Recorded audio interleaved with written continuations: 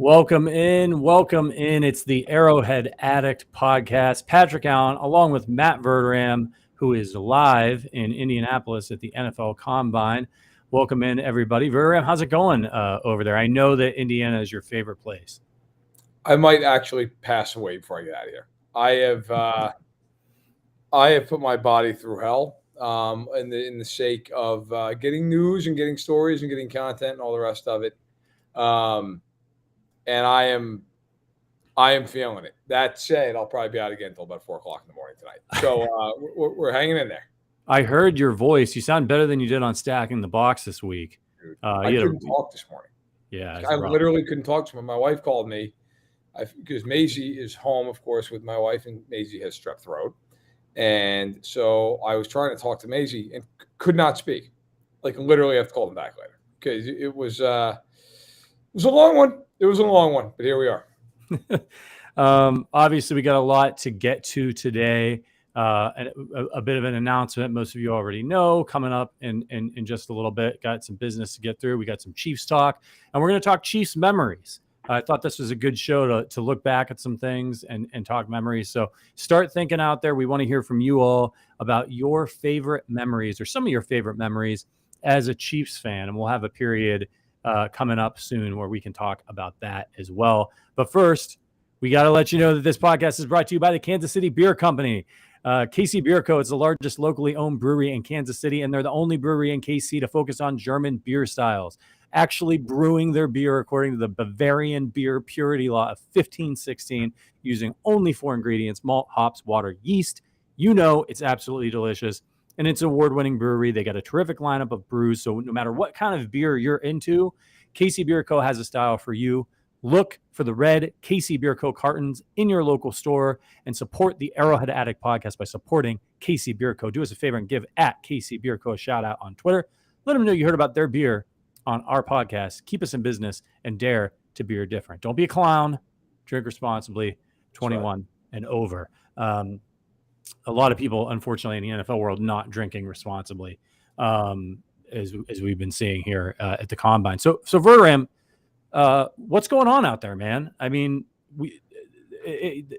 I know that you're working, going to the steakhouse and drinking cocktails and smoking cigars and chatting up. It's working until like the 11th one, and right, it is just trying to survive and get back to the hotel. But like, what's going on with the Chiefs out there, man? What have you heard from Veach? What have you heard from Andy Reid? What are some of the highlights for the audience out there? Yeah, I mean, look, I think a lot of the conversation you all could see and hear on Tuesday when Veach and Reid spoke. And Brett Veach is one of the more honest GMs in the league. Like, he pretty much tells you what he's thinking. You don't have to do a whole lot of reading between the lines, and he's not gonna throw up a bunch of smoke screens.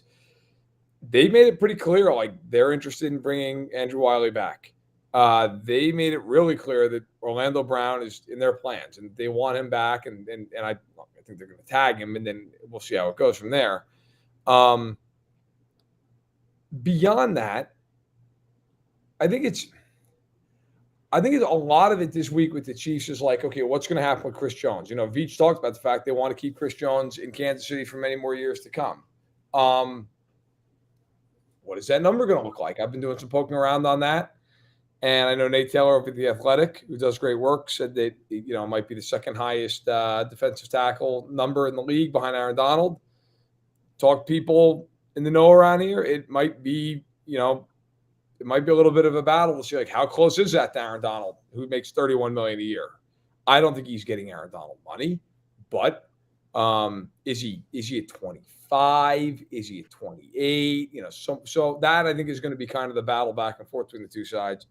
And then Juju, there's legitimate interest here in Juju. So I think the Chiefs are interested. But I also think that they're going to have competition. It is a weak receiver market, and it's like him, Jacoby Myers, and Allen Lazard were the top three receivers. Excuse me. So, you know, the Chiefs might have to fend off a couple of teams if they want to bring him back, and it'll be curious to see, you know, how far they want to go in that pursuit. Yeah, it's absolutely a fascinating time of year for the Chiefs. They're in really good shape, but as you've noted, they've got some important decisions to make. And it's kind of weird, right? Because this is the time of year where coaches, they got to get up there, the GMs, they got to take the podium and do their business for the NFL and help promote these events that they're having. And they're going to get asked these questions, and they don't want to come off disingenuous. So they mean what they say, but that doesn't necessarily mean what they say is what they're going to do. I think an example is the GM over in Cincinnati talking about T. Higgins. We're not moving off T. Higgins, right? Well, if he was moving off T. Higgins, he's not exactly going to get up there and be like, yeah, we're going to trade T. Higgins, right? I mean, he knows he can say later, we had no plans to trade T. He's great, but we got a great offer and we had to do what we thought was best for the team in the future and blah, blah, blah, blah, blah. And T. Higgins is playing for the Jets or something, right? So tell you what, sometimes keeping it real can go wrong. And Eric Costa found that out today. Oh, God. I was right in front of him when he said that. And I regret not tweeting it out, but I was in the middle of tweeting something else out. And so I didn't want to get the quote wrong, like in real time. But I can tell you when he said, and I'm paraphrasing, the quotes are out there, you can watch the video, like if we drafted better, then we'd have better receivers. Everybody there made a noise. Like, whoa, okay. Yeah. And you know who else made a noise? Rashad Bateman today on Twitter. Rashad Bateman was not pleased. So sometimes keeping it real can go very wrong. Yeah. That being said, I think for the most part, most of these GMs, look, they're tight to the vest, they're close to the vest. I mean, Brandon Beane of the Bills, he talked about the fact it's like, look, we're going to be tight to the cap for the next 2 years. That's reality. And just to get under the cap, we're going to have to be able to push money down the road. So I think it really becomes interesting here. Like, what do you do if some of these teams? And I do think for the Chiefs, look, like a guy like Juju, like I said earlier, you're going to have to make a decision. Like, what is your stopping point? I do believe they're interested from talking to people around here. I also believe they have their price. And that's kind of typical of the way Brett Veach has done business. They typically don't go over a certain number. I'd be lying if I say I know exactly what that number is. I would guess it's somewhere around 11-ish. And, we'll see how it shakes out. And of course, look, a lot of this is guaranteed money and structure too, right? I mean, that's all part of it. Yeah. It's man, Ozzie Newsome's got to be shaking his head a little bit. With that comment, I mean, that's just a rough look. Yeah. So look, with the Chiefs, I mean, the good news is they're not a team that was like, we've got to take a home run swing. The Los Angeles Rams, fuck them picks approach. How's that going, by the way? Fuck the cap. Right. Brett Veach is, I'm sure it helped the Chiefs that they won a Super Bowl early in the Mahomes era because they kind of had that one under their belt. They're not desperate. And they're now like, okay, we can think long-term, and they've done just credit to the whole front office staff and Brett Veach.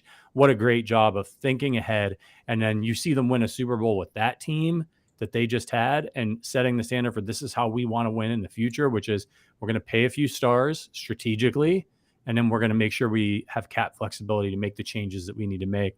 I think it's brilliant because they know they have an all-time great. Not everybody has an all-time great. Credit Josh Allen. He's great. Is he going to be an all-time great? Maybe that remains to be seen. But right now he's not. And other teams feel like they've got to, hey, man, I could lose my job. I'm going to pull the trigger, and I hope it works out. And it did in Los Angeles. It hasn't for Buffalo. And now Cincinnati's sitting there.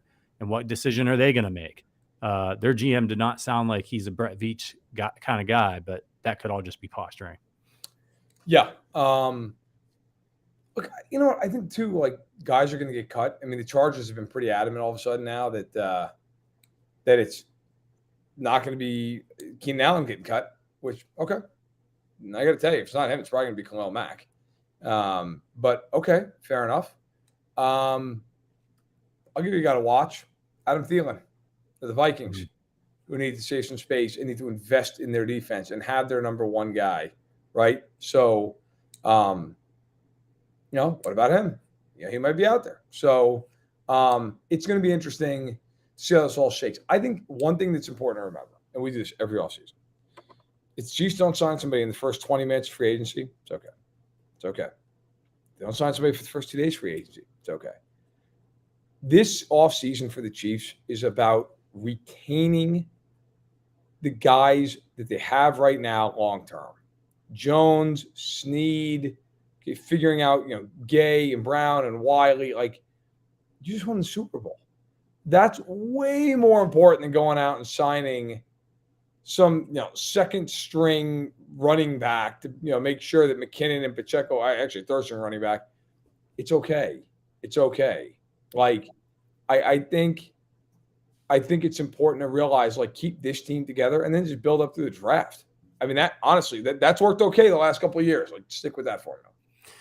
Yeah, they've really rearranged things, and they're in really great shape. It's really exciting to see. No need for them to make any kind of panic moves, and that is a great position to be in. Just keep 15 upright, keep Andy Reid and Travis Kelce, and you're looking pretty good. Chris Jones. All right. So as you guys can see, wow, Neil, for the super chat, longtime listener follow. Thanks for all the great content. Best of luck, Verderame, in his future endeavors. We will miss the halftime and post-game shows. Share the joys and occasional frustrations. That's wonderful. So so Verderame, we sort of like you tweeted this and you talked about it on Stacking the Box. But this says farewell show here. Can you kind of go ahead and explain what that means to everybody, and maybe talk some of these folks off the ledge as well? Yeah. So look, Friday's my last day at Fansided. I've been here for 7 years and 11 months, and I have loved it. I have absolutely loved it. And I will tell you genuinely that this has been my favorite part of being at Fansided. This podcast, along with Stacking the Box, it's been so rewarding not only to be able to do this content, but like to engage with everybody, get to know people, and really in some cases, literally get to know people. When we went out to Kansas City for our show in December, I just ultimately, like I think a lot of people in life, it was one of those things where I felt like maybe it was the right time to challenge myself and to do something just a little different. And not because I wanted to get at it, but just because, listen, if you're in the same place for a long time, there becomes a comfort level. And sometimes you feel like, you know what, that's a great thing to have that comfort. And certainly I have the autonomy. I've had a fan side for so many years where everybody's always been so supportive and like, hey, you want to try this? Go for it. And God knows my earlier years at Fansided, people were very patient. But yeah, man, I mean, I think it's just one of those things. Like, I got an offer and I accepted it. And that being said, while Stacking the Box will continue with Sterling, and I don't know the exact plans with that, I am hoping to continue to be a frequent guest on the show. I don't know exactly what that looks like yet. I've got to talk with my, I guess, technically future employer, and see if they're okay with me being a guest. But I would love to be, and that's the hope. I just don't know yet if that's going to come to fruition or not. But if it won't come to fruition, I have loved doing this. And if it does come to fruition, then great. I won't be on Sundays anymore in that world, but I would still be able to come on, during the weeks and whatnot, and that would be that'd be great. Well, look, man, it's been a hell of a run. It's been awesome. I hope that we get to keep you around a little bit. You are obviously, the star of the show around here. Your football knowledge, you're entertaining. It's been a pleasure getting to do this show with you. I remember when, back during the pandemic, our bosses here at Fansided Minute Media had me start working on an audio strategy, and I hadn't done a podcast since the last time I did the Arrowhead Addict podcast, which back then it was called AA Radio, and I'm talking circa 2010. And I thought, well, hell, if I'm going to be in charge of audio, I need to get my shit together and learn what doing a podcast is like today. And that was why I talked to you about maybe, hey, let's do the Arrowhead Addict podcast together. Like, it'll be fun. We'll learn how to do this thing. And we just thought it'd be a fun way to talk about the Chiefs. And I did not expect that things to go this way.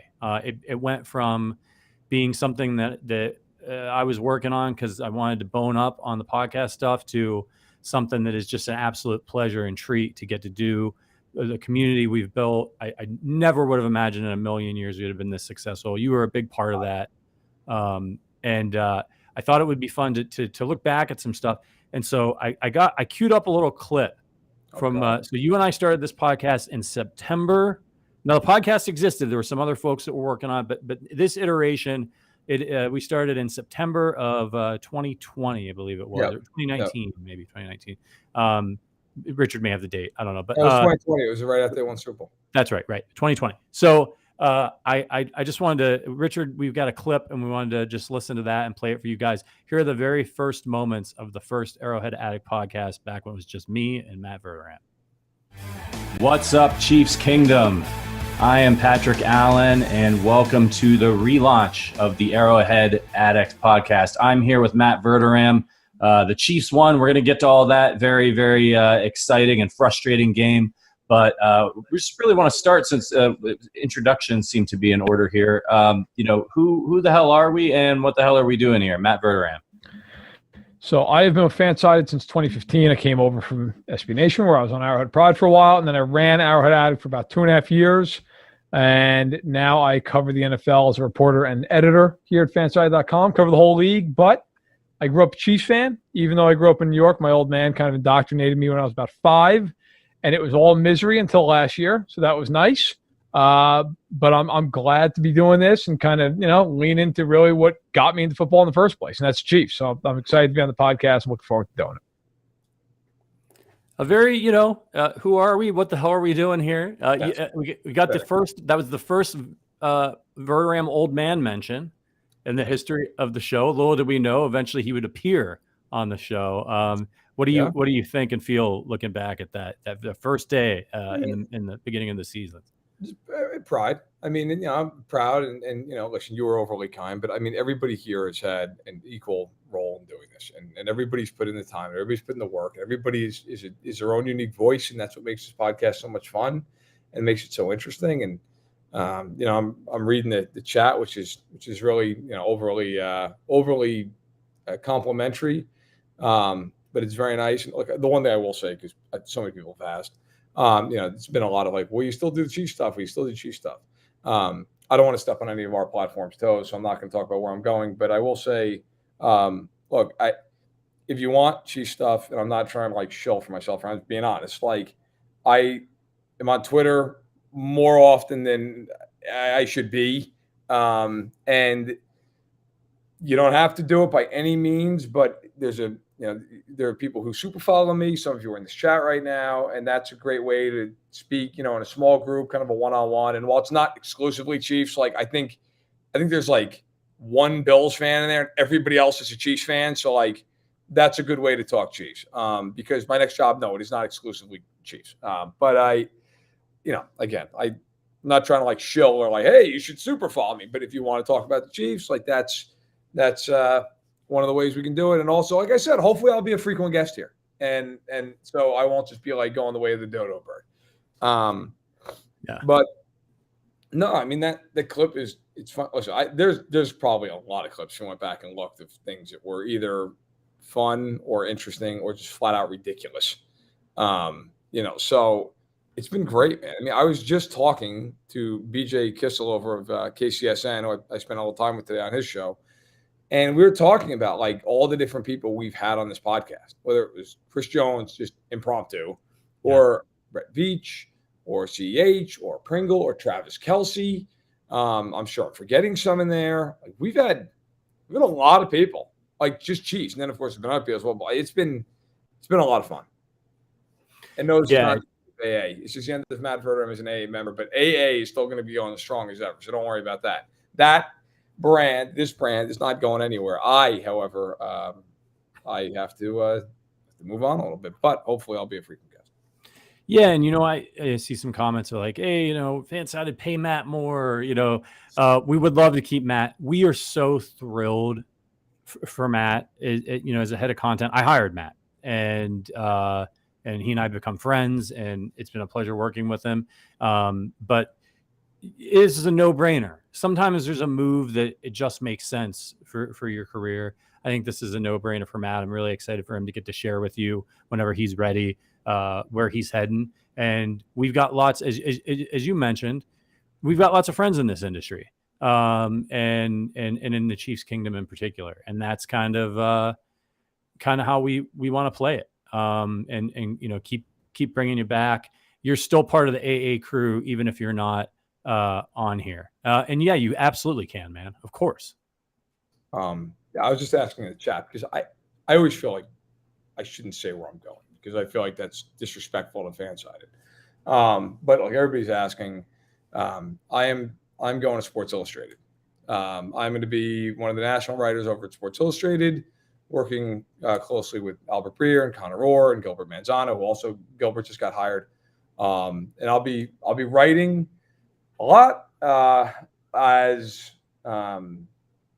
both online and in the magazine, and I'll be on their podcast platform as well. But because this is brand new, I don't know exactly what what the deal is. But again, I certainly, if there's a way to work, I'd love to come on as a frequent guest and be here and talk Chiefs. And like I said, if it's something you really want to do, I do the Super Follower stuff every week too, and that's a way to keep in touch and to have like a small circle. And it's not just like people screaming at each other on Twitter.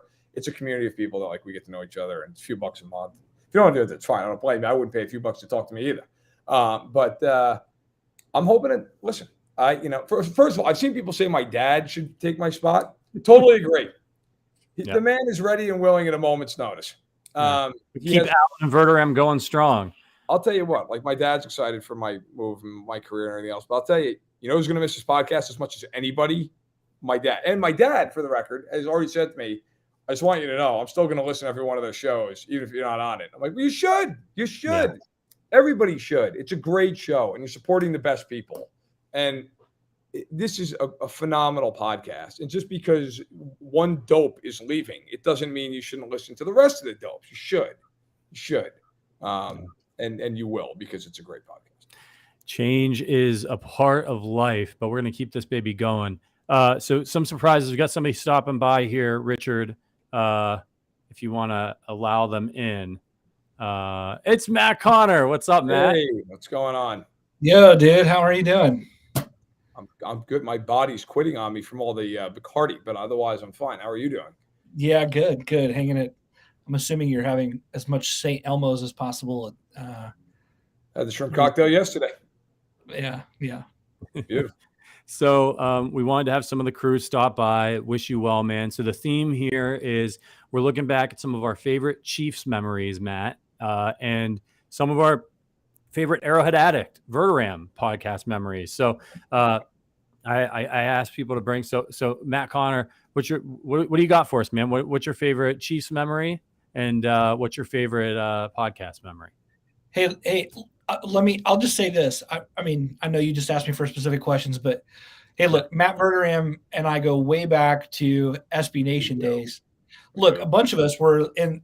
I mean, I was like Joel's right hand at AP running things when he was on vacation, and all of us were there. We had like an early podcast with Kissel. Seth was there, Matt was there, Patrick, you were there, Adam Best. I mean, so much of this comes out of like the early Arrowhead Pride days and all that. But then I was working as an assignment editor and part NFL editor at SB Nation when we hired Matt Verderame to be on the news desk there. And I think you were just tasked with like cranking out whatever daily articles, for some hourly wage. You were of California bicycle results, D2 basketball results on Saturday morning. I was 21, I believe, when I started there. That was interesting. Look, I say this to say I've seen Matt's career from when he was like this college age kid cranking out like just copy, just like learning what Malcolm Gladwell would call the 10,000 hours, just like churning the hustle, learning the game. How do you write quickly? How do you write well? All that kind of thing. And then now, I left for a while, went to work in the music industry, came back. And Matt, I remember in 2017, Matt was like, hey, you're looking for a job. How would you like to take over Arrowhead Addict and get back into the NFL, get back to the Chiefs? And then Patrick was there too. And obviously he was like, yeah, let's make this work. It's no surprise to me at all to see you moving on to this. I think you could have had 100 chances even like this before now. What succeeds in this business? Excellence. distinct voices, accountability and transparency in your reporting. You've got such a great personal style. I mean, not personal as in like hugs, like you hate anytime I've ever tried to hug you ever, but Very comfortable. yeah, right. Hey man, you're just great at what you do, and it's no surprise at all to see you fly and do some other things. I'm thrilled to see where you like how things go for you, and it's been a lot of fun doing this. So when Patrick said, "What's your favorite memory?" Even as a Chiefs fan, I mean, I've been rooting for the Chiefs since Christian Okoye was running the football on a regular basis. Yeah. But my favorite Chiefs memory may just be from a few months ago when I sat in a giant bar called Tanner's with you guys. Yeah. And just like, and with this community, like everyone who's just so fun and like all these fans, all these Chiefs fans who listen to the podcast, who watch the streams, whatever it is, it just felt like we've built a real community here. And so much of that is around Matt's expertise, the Verderance, the personality. It's just so great. So, I think when people say this is a big loss, they're right. It is. And they're not the only ones, the listeners who feel it. We feel it. So, yeah, man, it's, I mean, I hate to see you go, but I'd love to watch you leave. Right. Yeah, man. I just wanted to hop on and just say, hey, part of my Chiefs fandom and the enjoyment of this team has been being a part of this team with you all. And you're just great at what you do. It's been great to see you develop over time. And I think only greater things are ahead. Well, that's very kind, and you're right about the hugs. I'm even at family events. I can't do it. No, listen, I appreciate. I mean, all that is so overly kind. You're one of my first editors at SB Nation when I was, I'm sure, very challenging to edit. I was not an easy person to deal with early on in my career. I'm probably not that easy to deal with now. I certainly wasn't then. I remember vividly, I was probably in the second year. I worked at SB Nation for 3 years, and I was probably in my second year there. And I wanted them to give me a raise on the news desk because I felt like I deserved one. I had no idea how to go about it. So I literally just started bitching about it right on the news desk Slack channel. I was like, this is bullshit. Who do I have to talk to about this? And I won't say who it was, but somebody at SB Nation was basically like, bro, shut up. And I was like, this is not right. It's not fair. And, but looking back, I'm like, not only should they have not given me a raise, should give me a cut. But, man, I think in anything, whether it's yourself, or of course, you do a great job, and Arrowhead Addict's never been stronger. And it's about loving what you do. I mean, it truly is. Like, do you love what you do? Do you love what you do? And we've been talking actually about this here in Indy the last couple of days. With, I've talked to colleagues and whatnot. Like, this is not a hard job. This is not a hard job. Like, people are out there doing, long haul trucking for a life. Okay. My dad did construction and he's doing it for 40 years, like literally breaking his back. There are teachers who have to deal with all kinds of stuff for pay that should be tripled. I have a lot of family in law enforcement, like the stuff they have to deal with on a day in, day out basis, stuff they have to see on a day in, day out basis. I am a dope who writes about football and talks about football. This is not a hard job. Every time I get a paycheck, I can't believe it. So look, like, to me, this is great. This is fun. This is not, is it work in the sense like you put in the time and the effort and you care? Absolutely. But how many people would trade to be in my shoes or your shoes or any of our shoes? Like, it's an amazing opportunity. I'm so thankful for all the people who listen, who watch, who comment. This is not hard. And I am thankful for all the people who have made it so much fun to do this.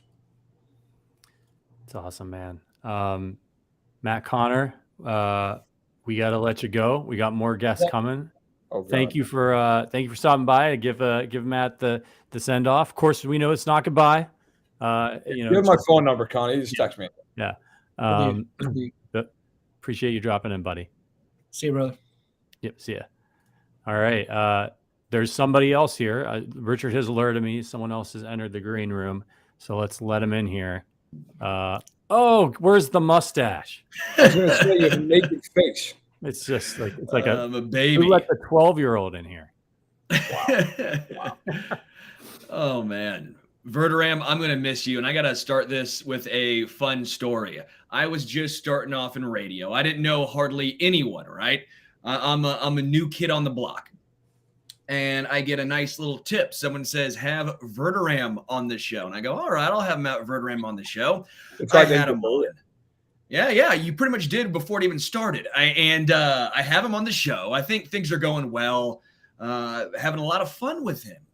And then I make a pun. And I'm not just saying a normal pun. I'm talking a Matt Connor-esque type of pun. I'm expecting a reaction from him. And all I get in return is no. And I immediately think, well, great. This guy's never coming on the show ever again. Little do I know, about a year and a half later, we'd be doing a podcast together, but not just one podcast, 2 podcasts, Stacking the Box and Arrowhead Addict. Not only that, we're going to a Blink-182 concert together. I'll be staying with you up in Chicago. Yep. From what blossomed into a great friendship, started off as I think this dude hates me. That's what Connor said too. He was like, I thought Matt hated me. So there you go, Verderame. Listen, it's important to keep people guessing. If they think that you like them, then then they start to get comfortable. You know what? I don't know. Maybe that's part of my my overall attitude toward life. I don't know. I'd like to think I'm a nice person, but maybe I am a difficult person. You know what? I'm probably a combination. Who was the person who gave you that tip? Was it Briscoe? It was Briscoe. I knew it was him. He and I, not to go off on it, but he and I did a spot on his old radio show before he moved over to the one he does with Jason Asher now. And it was during the first month of the pandemic. Like everybody was like locked inside. There was nothing to do. And so we start talking. And there's nothing to talk about. But he's like, just come on and fill a half hour with me. I'm all right, fine. We started talking about Applebee's and like Club Applebee's. And then we start talking about like if you go to Arby's and like what you order. And I'm telling you, it's the only interview this day I've ever done where we didn't talk about football for 5 seconds. We just talked about fast food and like how many times you have to eat it to have a heart attack. And it's the only time I've ever gotten off the spot and actually went back and like listened to it, because I was like, that actually, like, first of all, I hope I didn't say anything to get me fired. Second of all, it could be pretty fun. So I'm glad Briscoe was able to get you to have me on. But hey, man, listen, I enjoy talking to anybody who knows what they're talking about, who respects the game, who's interested in it. Like, I will not talk to people in this industry who I feel like they don't love sports. It's a waste of my time. Like, to me, you're filling up a seat that somebody else could have, and frankly, that should have. Like, I can't stand when I'm in Indy and somebody's like, oh, guys, I'm so sick of this. I want to get home. Like, bro, you've been here for 6 hours. Your job is a joke. Everybody's job. Are you kidding me? Like, this isn't that hard. Yeah, I miss my wife. I miss my kids. Don't get me wrong. I want to go home and see my wife and kids. But, like, this is not hard. Walking down to the convention center and, hey, Brett, what do you think about Orlando Brown Jr.? Well, let me tell you what I think about Orlando Brown Jr. Okay, right? And then I write 500 words. I'm not exactly paving roads outside in the rain, in the heat. And I've always respected you strongly for the fact that you know what you're talking about. You love sports. You do it in a professional way, but you also do it in an interesting way.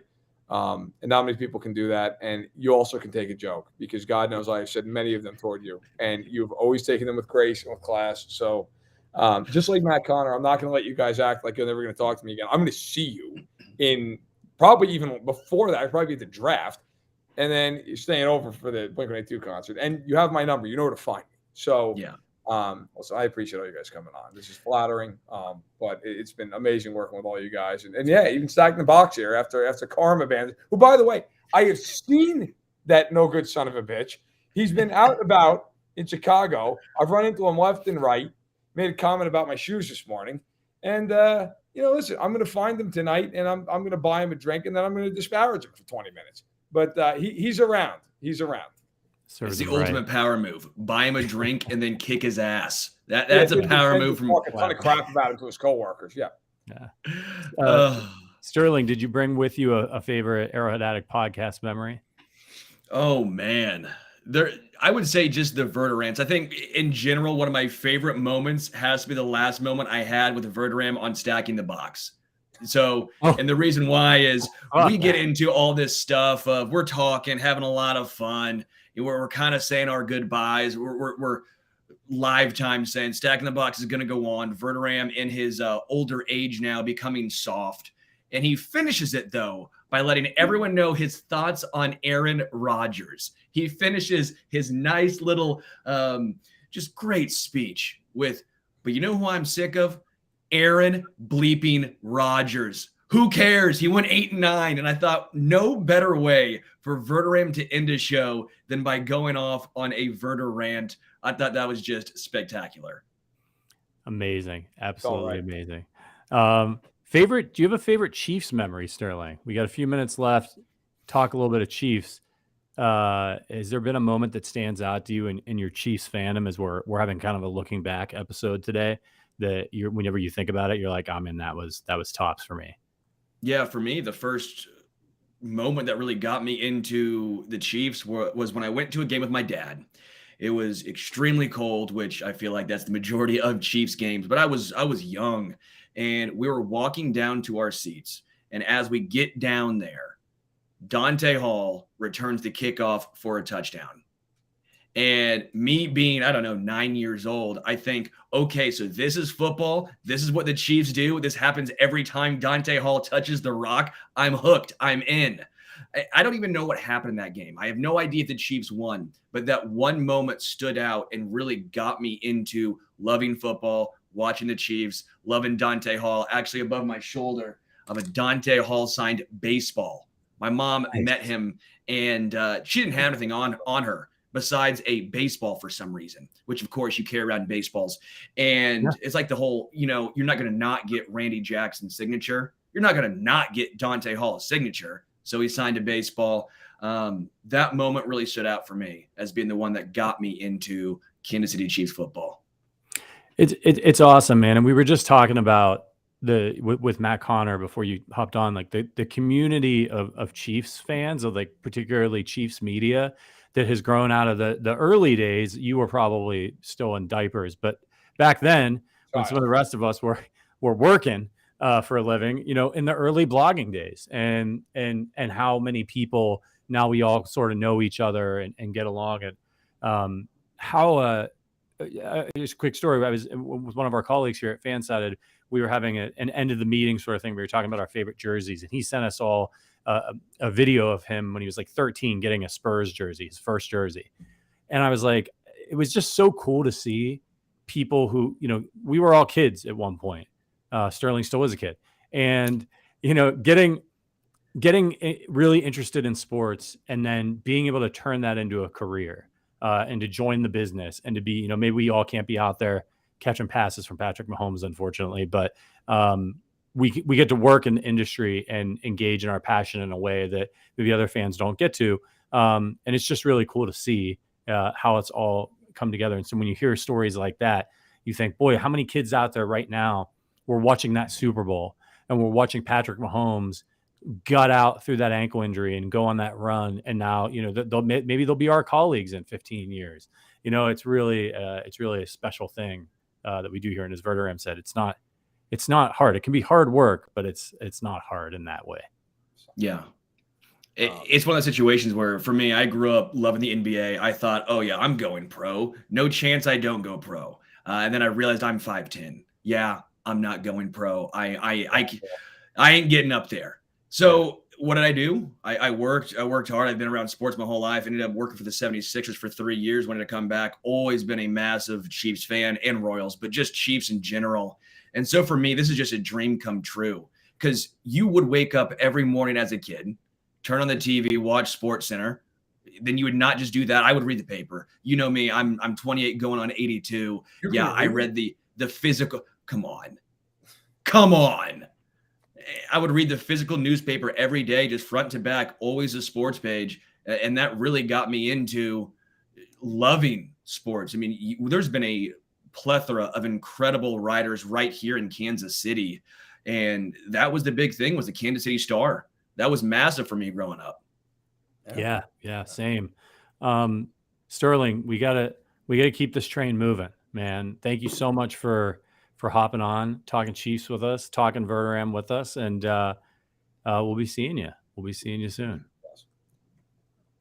Thanks, guys. Appreciate it. Verderame, I'll talk to you soon, man. For sure. Thanks, dude. By the way, I've seen a lot of people say like their favorite, I don't know, Verderame or whatever you want to. It was my Russell Wilson thing, and I will tell people a funny story. I actually had an agent come up to me, this is the Senior Bowl, and said, "I just wanted you to know that a friend of mine sent that video to me, and was like, this is the funniest thing I've ever seen. Check this out," not knowing that the agent knew me. And the agent watched it, and then it was like, he's like, I hadn't seen it. Like, I busted out laughing. I was texting my buddy back. I'm like, yeah, actually, I know that guy. Like, I'm not surprised. So I was amazing. That thing has made its rounds. That thing is become. I've had multiple people reach out to me over that video, so I'm glad people enjoyed it. The funny thing was, I was dying of the flu, and I did that basically on like a Theraflu high. So I'm glad it worked out the way it did, and it wasn't me just like screaming and drooling into a cup. One of the hardest I've ever laughed. We got another guest, but before we get to that, I got to let you know, if you want to support this Arrowhead Addict podcast, keep us going, help us find a replacement for Verderame. Check out our friends at DraftKings. We got a great deal over there. If you bet $5, you'll get $150 in bonus bets if your moneyline bet wins. So you just got to use the code Arrowhead over at DraftKings. You can find links. You can go to arrowheadaddict.com/bets. It's a minimum $5 deposit wager on any pregame money line required. New customers only, 21 plus. You got to be present in Kansas. If you have a gambling problem, call 1-800-522-4700 in Kansas. You can see the full terms at DraftKings.com or in the description below this video. Whenever you guys do that, it supports the podcast. It helps us get more resources so we can continue to invest, grow the show, bring in new hosts, do more live events, all the stuff that you guys have been enjoying. So thank you so much for that. Let's get to our next guest, Richard. It's the co-founder of Arrowhead Addict. What's going on, guys? None of us. Someone guessed Chris Jones, and I'm sorry to disappoint. I'm about 130 pounds shy of Chris and about 4 inches. I didn't reach out to Chris Jones. I should have. I didn't even think about that. Let's be honest. He doesn't even remember being on here. No chance in hell. Yeah, he was in a COVID fog at that point. So Adam, we're obviously, cat's out of the bag. Verderame's going to Sports Illustrated. We're super happy for him. We're going to keep him around a little bit, hopefully, as long as everything works out. So he's not going to be completely gone, but he won't be a fan-sided employee anymore. I won't be able to threaten him with being fired anymore. Now he can. It's never stopped him from giving me a piece of his mind before, but now he can really cut loose on me on the show without any fear of retribution. But we're talking a little bit about some of our favorite Chiefs memories and some of our favorite Arrowhead Addict podcast Verderame memories. So do you have any? Did you bring any? Did you do your homework? Yeah, I've got two. I mean, my first was, I've heard Verderance before, but being on the air with Matt for that Colts loss where the Chiefs just had no business losing to such an inferior team. And when you look back on the season, it's even more maddening because they lost 2 games, including the playoffs. Other than that game, they lost to the Bengals on the road. Totally understandable. And then they lost to Buffalo, which came down to the wire at home. But then that game against the Colts just didn't make any sense. And Matt just went off. And being on the air with him was just great. My other favorite memory with Matt was getting to do a show with him recently, because he and I had never done a show together. And I actually had the privilege of interviewing Matt when I used to work with Fansided. And I've just seen him grow from someone who kind of came in the door and had all this ability, and you've just realized it all. So it's been a pleasure to just experience that journey kind of from afar, but also firsthand. Oh, thank you, man. I appreciate you were the first person interviewed me in Fanside. I remember. And, listen, I told Patrick this, I told Zach this, it's true. I mean, you guys giving me this opportunity to change my life, because I would never have moved to Chicago without it. I wouldn't have met my wife. I wouldn't have my 2 girls. who knows? I got this job offered to me, fan-sided, the same day I got accepted into the master's program to become a teacher. And I had to make a choice. Did I want to go to the master's program or did I want to do this? And my dad said, you can always go back to school. You will regret it forever if you don't take that job. And I listened to him. And so I'm eternally grateful. I remember when I got here, the first office we had, it was the size of a broom closet. I remember I opened the door and thought to myself, am I at least 6 months or a year? Because I don't know how this is going to shake out. Man. I was looking around. We had like lawn furniture basically, and now like this. But you know what? It was IKEA. We had IKEA. Yeah. $800 budget. Those were you know what, man? Listen, I just remember thinking we have to just work as hard as we can to continue to improve our opportunities, and we did. We moved from that office to another office to an office that unfortunately was short-lived because of COVID. But that office, I will never forget walking into that office and thinking back immediately to that broom closet on Lincoln Avenue.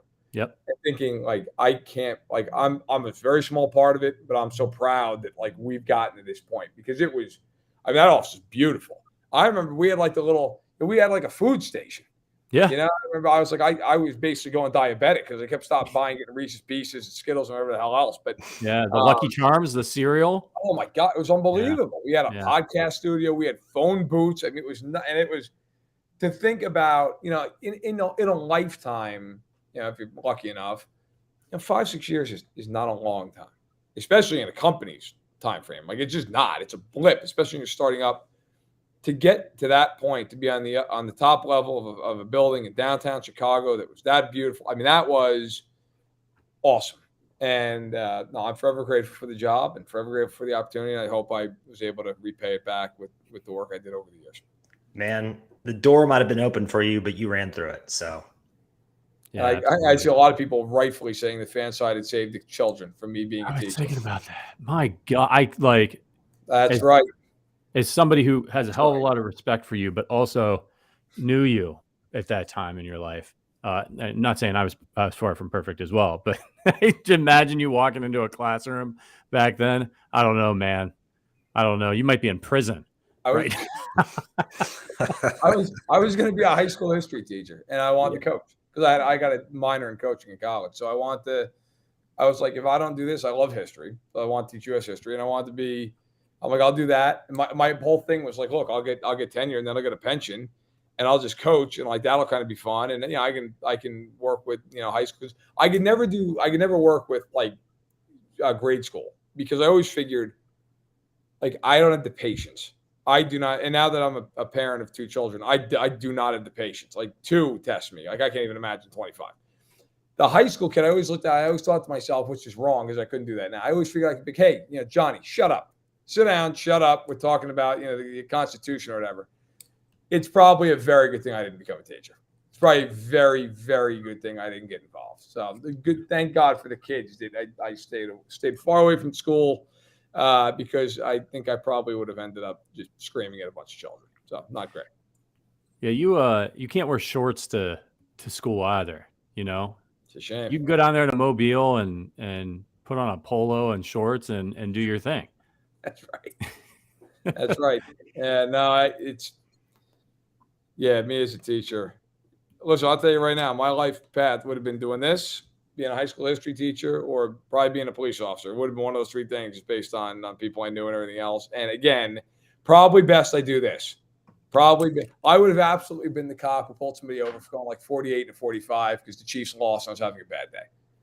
Yeah. I would have been like, listen, you're getting a ticket. And then if there's any more arguments, we would have found something else. Little, hey, maybe your tail lights out. You're getting that ticket too, just for the hell of it. Just because Mahomes threw a pick late. I remember a story of you. I can't remember what game it was. The Chiefs were losing, and you went and you drove to the McDonald's across from the office.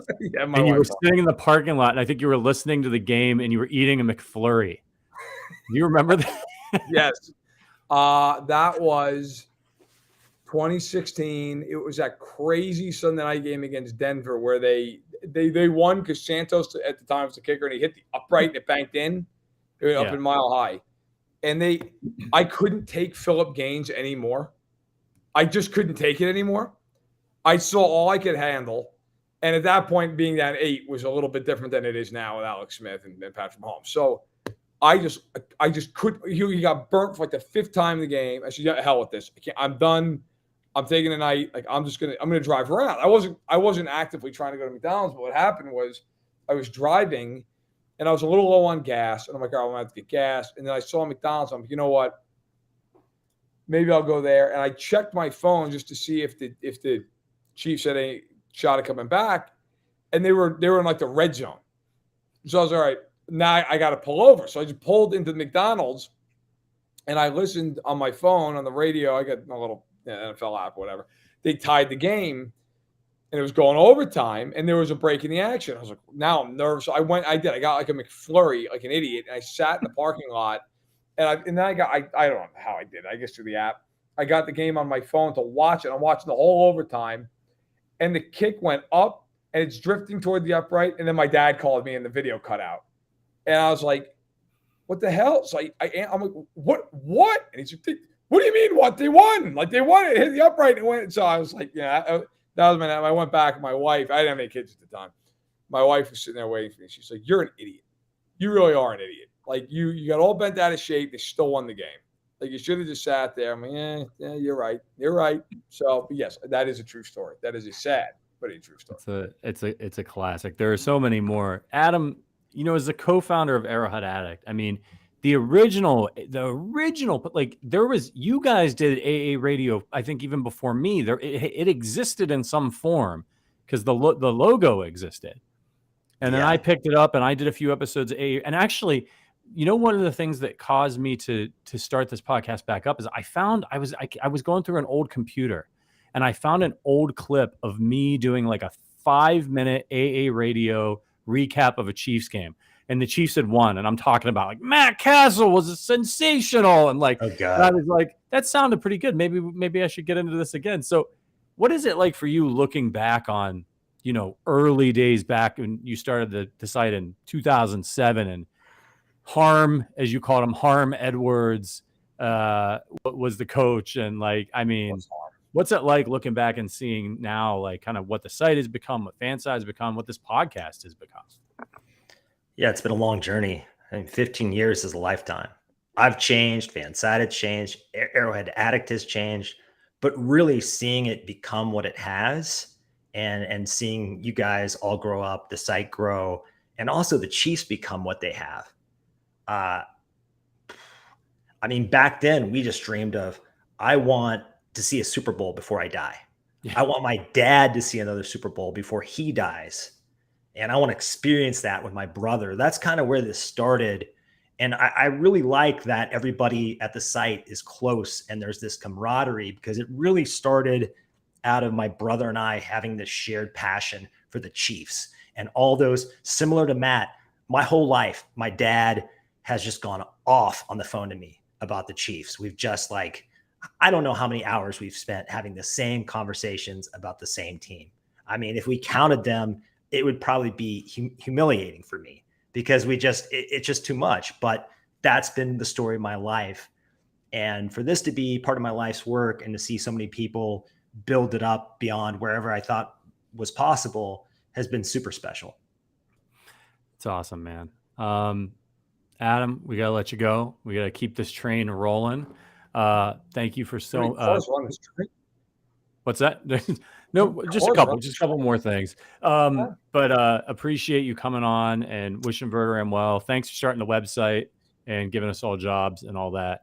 That was a good idea. Yes, thank you for that was you created a lot of opportunities for a lot of people. Yeah, you guys created a lot of opportunities for yourself. So yeah, appreciate you, brother. We'll talk soon. Thanks for coming on. Take it easy, guys. Yep. Congrats, Matt. Thank you. Thank you. I appreciate you. All right. So it's my turn now. So favorite, there's been so many.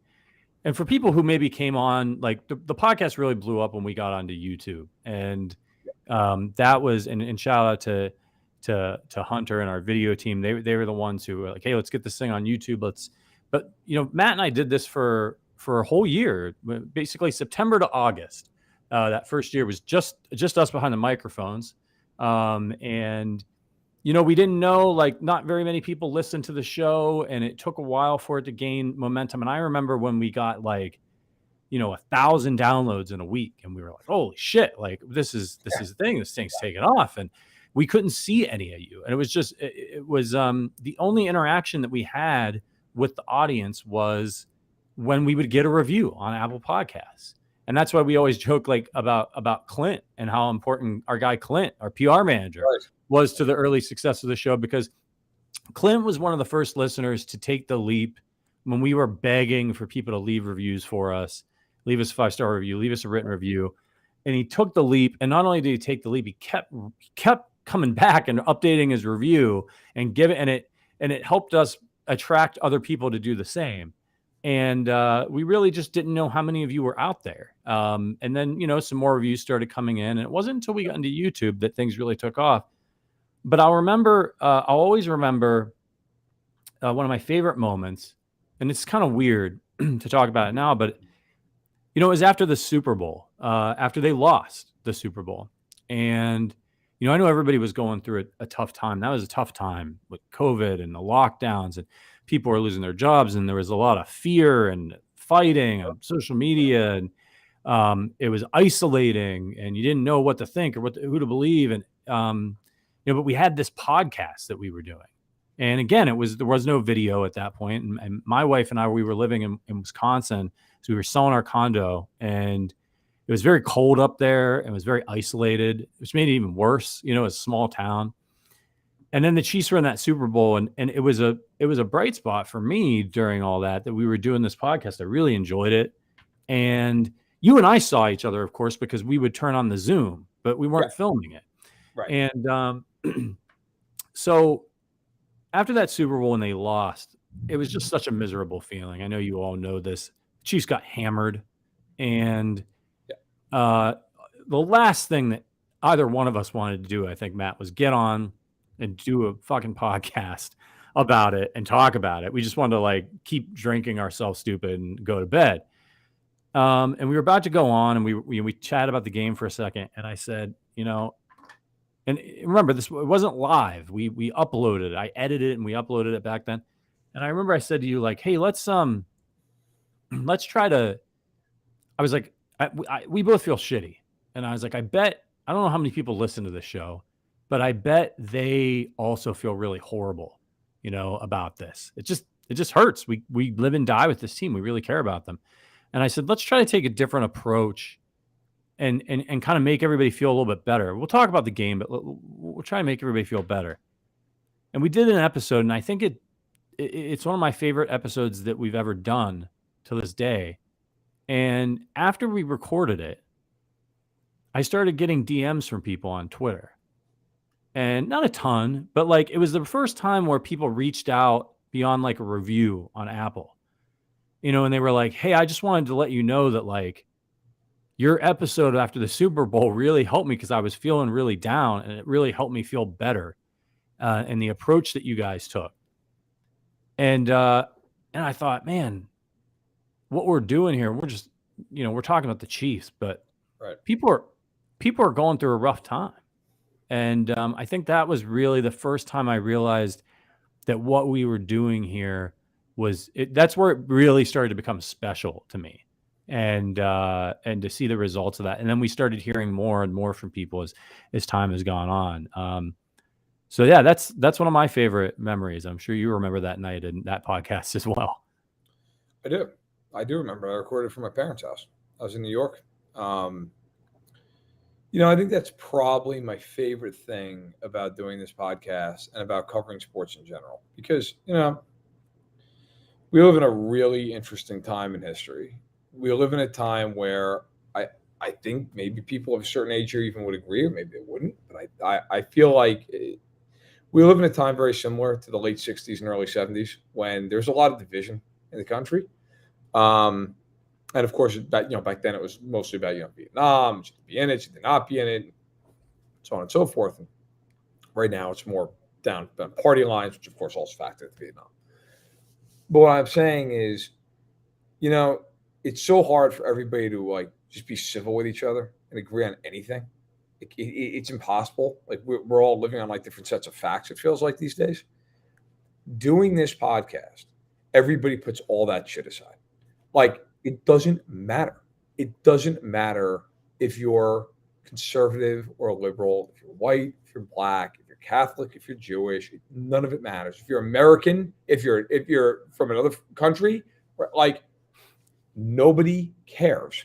And by the way, that goes for people who aren't just Chiefs fans. We have Action Jackson's on all times, a Bills fan, right? We've had other fans who've come on and been really engaging and really interesting, and they've been every bit as valuable members of the community as anybody else. I think I love being able to come on here or Stack in the Box and be able to just talk about something. And we all maybe even, obviously not everybody's going to agree with me all the time. And that's a good thing. But you're able to share an opinion, and like you may disagree, but you leave it at that. It doesn't become some kind of like personal attack where it's going after the other person. I think that is, other than just being able to get together and talk every week, I think that's my favorite part of it. It's like, it feels like it. Art Modell, who's still in the Browns and the Ravens, there's an NFL Films video called 75 Seasons. It's on YouTube. It's my favorite thing the NFL Films ever put together. And at the end of it, he said, pro football is the best social common denominator the world's ever known. And I believe that. Like, it brings people together. You can disagree. You can want to sign this guy. I don't want to sign that guy. I'd rather sign this guy. I want to trade for that guy, whatever. But like, everybody can get along. And I know that sounds like really hokey, but in a day and age where nobody gets along with it, and God forbid you say something somebody else doesn't agree with, then it turns into a big thing. I love the fact that I can come on here and say something, or in some cases yell about something, and people can be like, yeah, man, I'm with you. Or like, no, you're a moron. But it's cool. Like, we can disagree on that and go to the next thing. I respect the hell out of that, and I really enjoy that. And I hope to have that at my next stop as well. But this is a special community, and I will miss doing that as often as I do here, because that is something that really is almost restoring my faith in humanity on a day in, day out basis. Yeah, you said it, man. And it's hard to do something over and over and over again and find ways to keep it fresh. And, we've been doing this podcast every week. I mean, there's been weeks one of us wasn't on it, but like by and large, you and I have been doing this podcast at least once a week since September of 2020. And here we are, it is 2023. And man, we went from just audio only to the culmination, I think, for me was the live event at Tanner's. Yes. When you work on something, you often, if you're a builder, right? We're working on a house, or you're building on a woodworking project, like you see it, it's there. And to go to Tanner's and see all of our friends, not all of them, but many of them, and people brought us gifts and were asking to take pictures with us. I mean, it was so overwhelming. And, the whole process, but I probably talked to you about as much as I talked to some of my best friends from back home. Life gets in the way. And so we've had this regular sort of appointment to just sit down and bullshit and talk Chiefs football. And it was really nice because we lost that when they closed the office. And we weren't able to have those conversations that we were having before. And so this is just really, it's been a pleasure for me. I started out as a content creator, and then I moved into an executive role at Fansided. And there were a number of years there that I wasn't really creating content. I didn't have a creative outlet. The original passion, I love what I do, but the original passion of why I got into this, what was the Chiefs and creating Chiefs content and building a community on Arrowhead Addict. And to be able to do this podcast again, I wouldn't have been able to do it without you. And to be able to help build it to the point where we have this great community, and Sterling and Matt Connor and Adam, bringing Adam back, that is awesome. And I think my life wouldn't have been the last couple of years as much fun. Going and covering the Super Bowl with you, you know, my Yeah. first Super Bowl, like getting to do some of these things that aren't the core function of my job has just been really meaningful.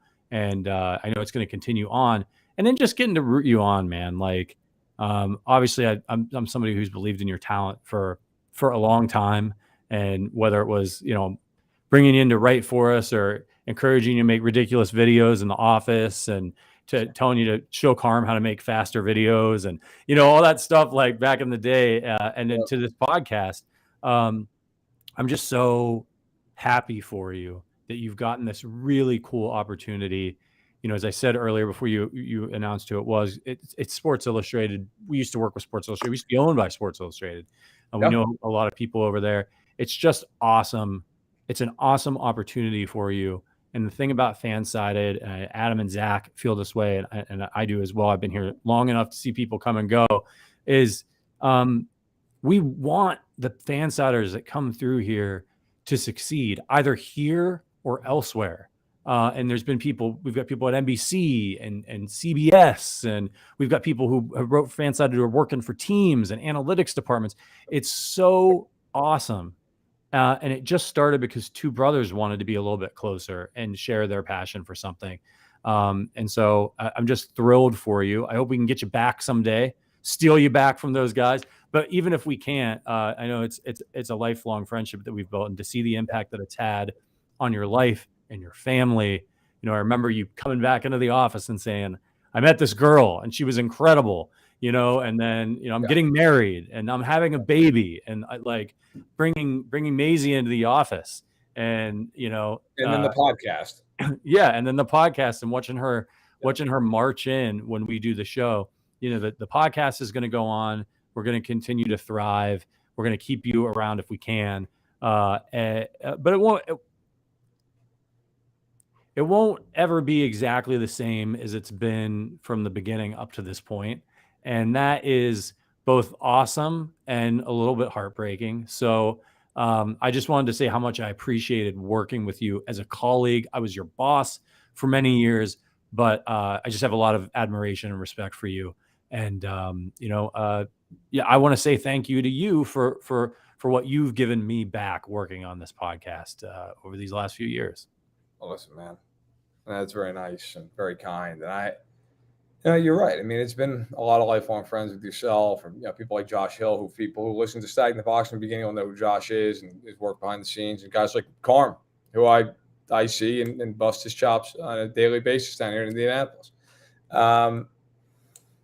I think in life, if you're fortunate, you'll have a few people who believe in you and who give you an opportunity. And it's your responsibility to take that opportunity and do the best you can with it. And I am far from perfect, personally and professionally. But I can honestly say I've always tried to be the best version of myself that I can be. But that doesn't happen without a lot of people on the way. You guys, and by you guys I mean yourself and Adam and Zach best, really had no reason to believe in me the way you did in the beginning. I mean, I was coming out of SB Nation, where I was a part-time employee there. You know, I was a contractor. You know, and I didn't have, I mean, I had worked full-time at a newspaper for a few years before that, covering hockey, but like, I didn't have any like major chops. It wasn't like I was coming in there with some big name. I don't think I had 1,000 followers on Twitter. Like, and you know, you had to be patient with me when I was 26 years old. And I mean, God, some of the people who watch this podcast, you think I'm interesting on the podcast. You should see me in the office. I was 26 and 27. To say that, thank God that the company was understanding. But it was, you know, I mean, you grow up and you learn. And I mean, I'm not anywhere near the same person, nor the same employee or the writer or whatever you want to say that I was when I was that age. You know, Fansided's patience with me was a huge portion. In reality, man, like, yes, I'm the one leaving. I'm the one taking the new job. But none of this happens without people like yourself and people like Joel Thorman at SB Nation, who you know well, and who's reached out for you know, I hadn't talked to Joel in a long time, not because we had a falling out. I love Joel. I just hadn't talked to him. He reached out, and anybody who has any measure of success, however small mine is, like, it's not one person's success. that byline that I have is held up by dozens of people in my life who have believed in me. My parents, when I was 25 and literally like I said, going back to school. And my parents are like, don't quit, believe in yourself, keep working. And I was working at the time 3 part-time writing gigs. Like, nobody does anything in life by themselves. And if they do, God bless them. They're a stronger person than I am. And so I shouldn't say no, because certainly there are some. But most things in life are accomplished as a team. And this is no different. This is no different. So while I am incredibly grateful to yourself, to all the people watching, listening, who've reached out over the course of the week after I announced I was leaving. Listen, I am incredibly humbled and grateful, but the reality of it is, yeah, sure, I'm the one moving on, but that is a team effort. I've been surrounded by incredible people my entire life that have helped me and believed in me. And man, I wish everybody had that fortune, because so many people, unfortunately, in life do not have that kind of support. They don't have that ability to lean on people around them. I always have. And Fansided will always have a champion in me, because I believe in the company. I believe in the people. When you support Fanside, when you support Arrowhead Addict, you're supporting the best people. You really are. And I hope that people continue to realize that. And I know they will, because people are going to keep watching this podcast, because they should. It's great. It's great work. And like I said, hopefully we can work it out where I can be a guest on the pod and come on and still bother people and still annoy them with my takes. And I look forward to having the opportunity to hopefully do that. Amen to that. I got one more person I want to bring on, somebody who is, who's on almost every show, just behind the scenes, and that's our producer, Richard Durante. Richard, what's up, brother? What's up, yeah, guys? Is that a White Claw? What is that? Nope. It's actually, this is the only cold drink I have in the fridge. It's a 12% tiki rum Mai Tai. So, F my life, right? So, like cheers, Matt. Yeah. Cheers, brother. Richard, of course, this show doesn't happen without Richard and without our producers and our production team. Really helped us take things to the next level to get these two ugly mugs on a on a YouTube channel. I remember the first time we said, we're sorry, but now we're on YouTube and you can see us, both the good, for the good and the bad. And Richard has been with some of our other producers helping out, but Richard has been the guy behind the scenes with us along the way. He takes so much time to edit up our content. Yep. With such care. Whenever I get to listen to the audio version, I always try to check in to see how we're hearing, how we sound and stuff. Richard adds these little flourishes, these little flares. He cleans things up for us. He doesn't have to do that, but he's got a certain standard, and he makes us all look and sound better. And this thing doesn't happen without him. So we could not say goodbye to Matt without bringing you're like I don't know, is it like the fifth Beatle, the producer cast member, the producer. Couldn't do it without Richard. So Richard, did you bring along some favorite memories? Well, I'm going to speak for the chat. Obviously, we've got a lot of good memories for the actual podcast. We've got all the Verderams, especially the Russell Wilson one. That one, I wasn't sure if we were going to have to like cut the feed or something. Like I was like, is this slander? I'm not sure. But that was amazing. Also, I think we had the one live show where we actually got to watch the game. And I want to say Matt was muted the whole time because for good reason. And I kept thinking also, we're probably going to get in trouble there if somebody can read his lips and he says something a little spicy. But I don't have like a really funny anecdote. I just want to say like the first time I came into the office, the Chicago Uptown office, I didn't really know a lot of people. I didn't know anyone, didn't know the crew, didn't know their temperaments, I guess you could say. And I was editing about like 30 to 50 videos a day. We'd have hosts like Mark Carman come up. They'd bring their little script for the 50 videos they'd shoot. And then and that's usually how it would go. But when Matt would come up, football expert and all, it'd be like, what are we doing today? Best QBs on each team. And he would just get up, he would sip his bottle of Mountain Dew, and without any script, he would go through 5 best QBs for each team, all 32 teams in one stand-up. And I would sit there and go, who the hell is this guy? Like, how does anyone have all that information in their brain?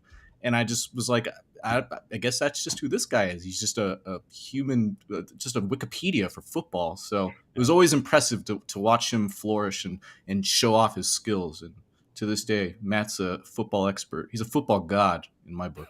So to the football god. The football god, yeah. Thanks, man. Listen, it has been a pleasure to work with you, Richard, and become friends with you over the years. And nobody works harder. Nobody. I mean, you don't get the glory of it all because the two ugliest people on the screen right now are the ones that are doing all this stuff. But listen, none of this works without you, man. None of it works without Hunter Armour, who's the head of video for us and has been supportive of it. You know, Sean. Oh, absolutely. Believe me, I'm getting it. Sean Daly, Mike Zach. Okay, yep. You're talking about the best team you could ask for. I mean, people who make us look good, make us look better, are always around. I mean, let me tell you something, guys. Look, for Patrick and I, we're Chiefs fans. It gets easy enough to watch a Sunday night game and then do the show, and it's a late night. You know how late of a night of it is as it is for Richard or for Sean or Zach when we're doing these things, man, and they got to cut all this stuff up and edit it after the game. And then, by the way, work Monday morning. Like, come right back and do it. Like, for me, whatever, right? Like, it's Sundays, it's the NFL. That is the epitome of my job description. But, man, Richard, I can't thank you enough for all the time and the effort you put in, not just here, Stack the Box, all the other videos we did. I mean, man, you want to talk about memories. Remember that Uptown office? You remember that, how we used to have the TV on the stand on that pole? Right? Mm-hmm. And every once in a while, the damn thing wouldn't tighten right. You'd be in the middle of a video and you just see a TV like, hold it. You got go out there, tighten it back up. And then you'd be trying to, I can't tell you, and for people, maybe it's over some people says, maybe it's not, how many times myself or Carm or Jasmine Miner, who was with us, cutting videos, right? Or Kayla Knierim, how many times we would go to do a video, we'd be like through like 3 of them, 4 of them, big. And then somebody would yell out, either you or Hunter, is there a card in? Is there a memory card in? You'd say, nope. Doing them all over again, you know, or you'd start doing it like the TV, like you'd finish them, but the TV was like tilted in the frame. This company's come a long way. And a lot of it is due to the work that nobody sees except for the people in that office. I will always miss the orange extension cord. Oh, that thing. Every time that thing popped out, we'd get yelled at. We never did get a hang on hiding that damn thing. It's okay though. Such a classic. You know, this is one of those things that it's a little bittersweet that, like I said, things are going to change a little bit. But that's okay. Change is good. And this is good changes that are happening, for Matt, show, you know, we'll take a hit for a little bit, without having as much Verderame, but, you know, we wouldn't be here, without the team effort. And it's it's for you guys, you know, you guys in the chat who've been hanging out this whole time, like leaving these comments during this show that was more about us than it was about the Chiefs. We appreciate you. You guys are the core people who keep this thing going, and we're going to rely on you as we move forward to keep bringing you great Chiefs content. The Chiefs are going to keep winning, and as I'll say that, you know, Verderame, you're fond of quoting this from The Office when, you know, when Andy says in the last episode, you know, I wish they told you, you know, you knew when the glory days were, you know, because they're happening right now, and we say that sometimes in relation to the Chiefs, and I feel like I've known really the last year that we've been working on the podcast, and I'm like, man, this is special. Like, this is what we've got going here is special. Enjoy it, you know, take every moment in, and it's been awesome. Yep. So we gotta get out of here, guys. We gotta go. The man's got work to do in Indy. He's got cocktails to drink. I will be back on Thursday, and we'll see who is here with me. It's going to be an adventure. I hope to see you all. Hope you all don't. To Matt Verderame fan page out there in the chat. If you are indeed the person behind the Patrick Allen fan page, which we have not seen in a long time, it's time to fire that baby back up. It is. That's right. Hey, listen, you know what? You guys all have to come back and keep doing this because, hey, again, I'm hoping to be a frequent guest here, okay? Which would be awesome. No matter what, I'm going to pop into these chats at times.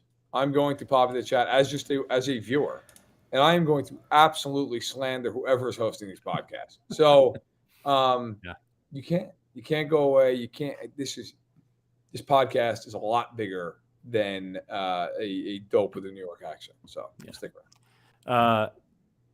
This is usually my job, but I think it is only fitting, Verderame, that you send us out this time. Okay. Well, hey, listen. Thank you, everybody. Thanks for watching this show. Thanks for watching the Arrowhead Addict podcast, sponsored by the Kansas City Beer Company. And as Patrick Allen would say, until next time, go Chiefs.